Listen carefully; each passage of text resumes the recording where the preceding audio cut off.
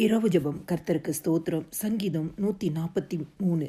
அதிகாலையில் உமது கிருபையை கேட்கப்படும். உம்மை நம்பியிருக்கிறேன். நான் நடக்க வேண்டிய வழியை எனக்கு காண்பியும். உம்மிடத்தில் என் ஆத்துமாவை உயர்த்துகிறேன். உமக்கு பிரியமானதை செய்ய எனக்கு போதித்தருளும். நீர் என் தேவன். உம்முடைய நல்ல ஆவி என்னை செம்மையான வழியிலே நடத்துவாராக. உம்முடைய நீதியின் பாதையில் என் ஆத்துமாவை இடுக்கத்திற்கு நீங்களாக்கிவிடும். எங்களை நேசிக்கிற நல்ல இயேசுவே, இந்த நாளிலும் நீர் பாராட்டின உம்முடைய அன்பு, கிருபை, இரக்கம், தயவு, ஆசீர்வாதம் காரணம் எங்களுக்காக உமக்கு நாங்கள் நன்றி செலுத்துகிறோம் அப்பா.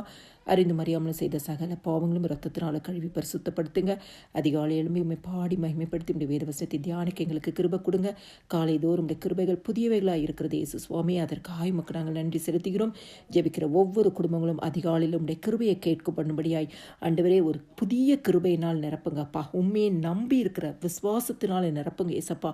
நடக்க வேண்டிய வழிகளை நீங்க காமிங்க. உம்மிடத்துல எங்களுடைய ஆத்மா உயர்த்தப்படும்படியாய் ஆண்டவரே எங்களுடைய ஆத்மாவில் ஒரு பலன் உண்டாகும்படியாய், எங்கள் ஆத்மாவின் சோர்வுகள் மாறும்படியாய் ஆசீர்வதிங்க. உமக்கு பிரியமானதெல்லாம் செய்ய எங்களுக்கு போதித்தருளும் அப்பா.